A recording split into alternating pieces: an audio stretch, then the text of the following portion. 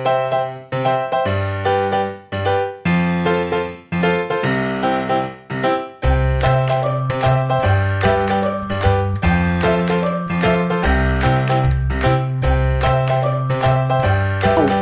are the conditions under which the elimination can take place in any organic reactions? Because unless you know the conditions, you will not be knowing whether it is a nucleophilic substitution or it is going to be a base reactor elimination. Okay, the first condition is there should be at least one hydrogen atom should be present. One hydrogen atom should be present in the carbon, on the beta carbon should be there. Otherwise, proton cannot be abstracted and an alkene cannot be formed. So what are the various forces that drive this elimination reaction? That is, the driving forces for this elimination reaction is, we have two forces. Main force is the stability of the alkene that is formed. What are the stabilizing factors? We will be seeing it. The Zaitsev rule and the Hofmann's rule, which will govern the stability of the alkenes. We will be seeing it in the subsequent videos. That is one major factor which is the driving force for the elimination reaction, and the relief from the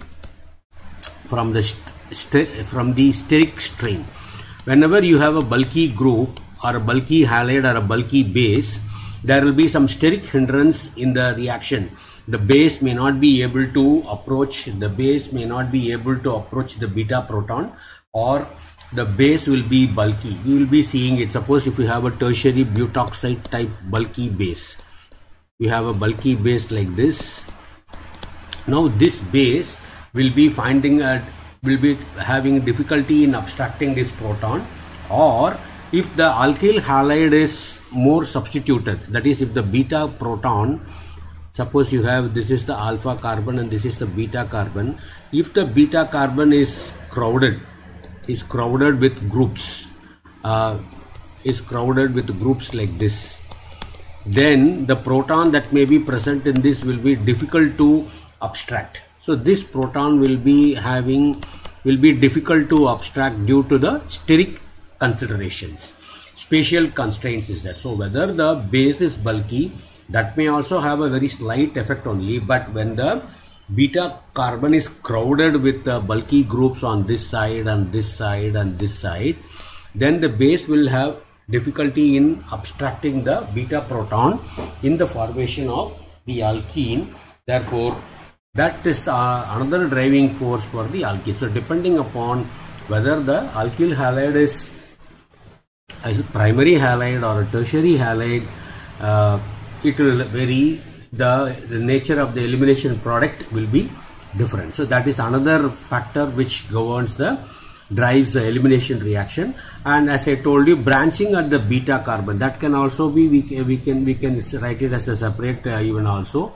Branching at the beta carbon, many groups attached to that, and also at the alpha carbon, of this alkyl halide, it will lead to the steric considerations, and product formation will be based on that. Say for example, if you take the tertiary, if I take a compound like this, say Me, and you have another Me, and then if I take a Br here, now this will be the alpha carbon. Here you will have the beta carbon. Here you will have the beta carbon. So here you will have the beta carbon. So beta 1, beta 2, beta 3.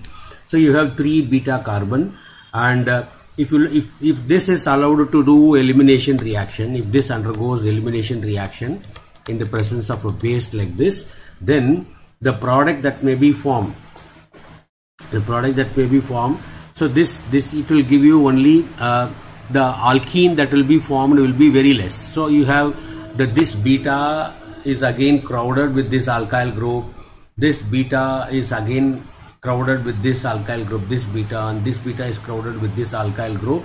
So the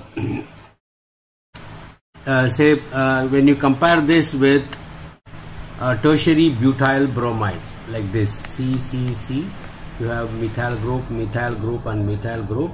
When you have this bromide, this tertiary butyl bromide, when you do the elimination with OH minus, it gives you a less production of alkene.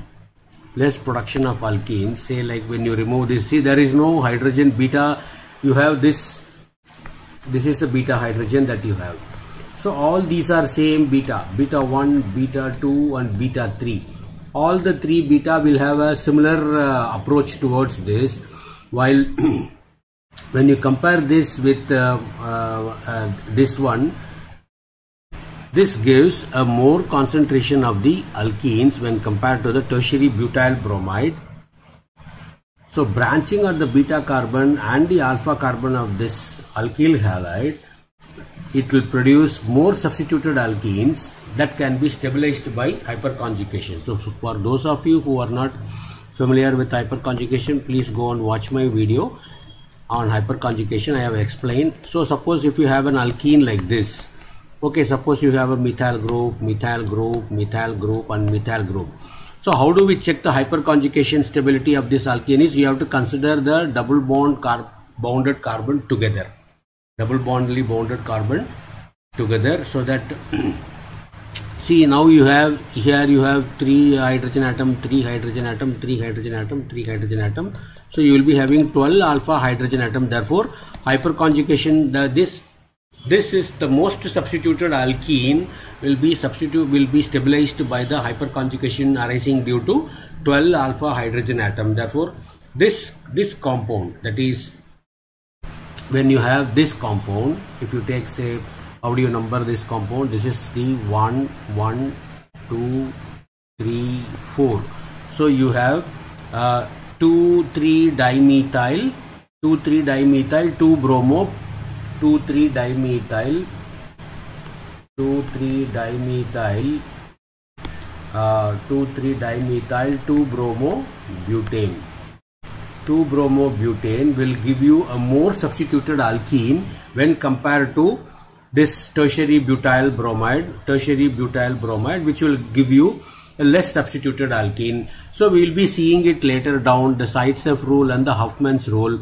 Zaitsev rule states that the more substituted alkene will be more stable.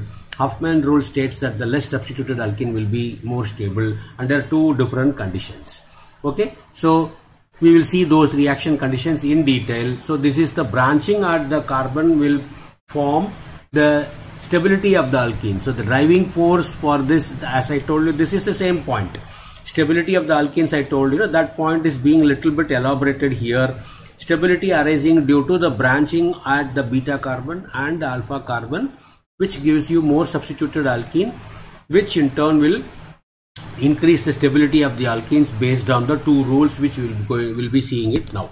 Okay, then the next point that you need to, the 4th point, this time the driving factor or the conditions which is required for the elimination is the when there is a crowding of the groups, like in the case of this compound, in this compound, when you have this crowd, when this is when the hindrance, the steric hindrance arising due to this crowding at the beta carbon by the various groups, this crowding, the strain that is arising due to this steric hindrance arising due to this crowding can be relieved, since the bond angle increases from all these are all tertiary carbon, tetrahedral carbon. Tetrahedral carbon will have a 109 degree bond angle.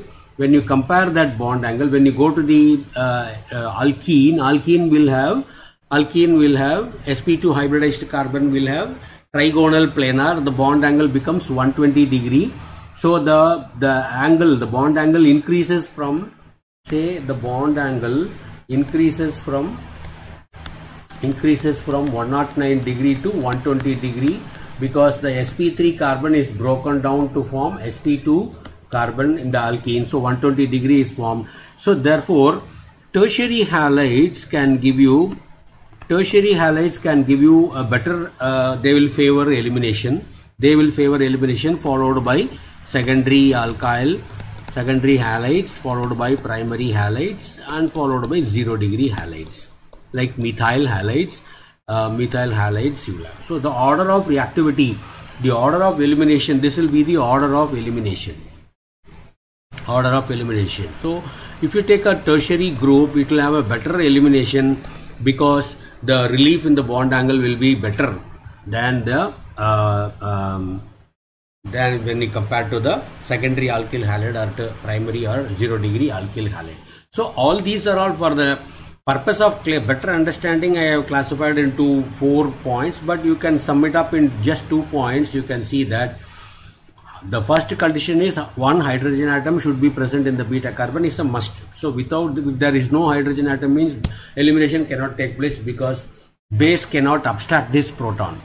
Base cannot abstract this proton unless it is present. So if the proton is not abstracted, then carbon ion will not be formed here, and therefore alkene, there is no possibility of an alkene or any other product formed in this reaction. So that is the primary and the essential criteria for elimination reaction. The second criteria and third criteria and fourth criteria can be seen as a synonymous criteria, one being the corollary point to the other.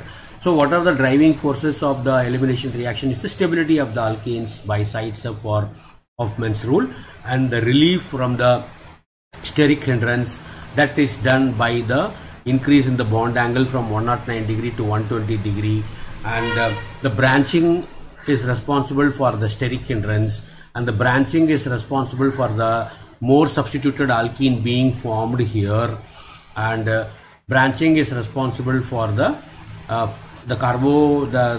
intermediate that is formed is more stabilized in the case of more branched alkyl halide.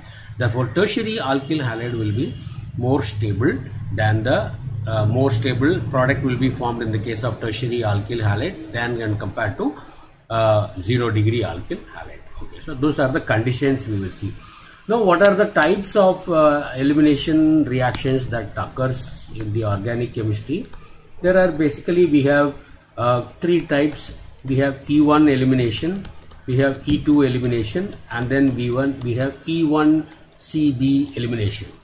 Okay, E1 can be compared to the SN1 reaction of the nucleophilic substitution. E2 can be compared to the SN2 reaction of nucleophilic substitution, and E1 takes place by a little different pathway. So we will be seeing it in detail.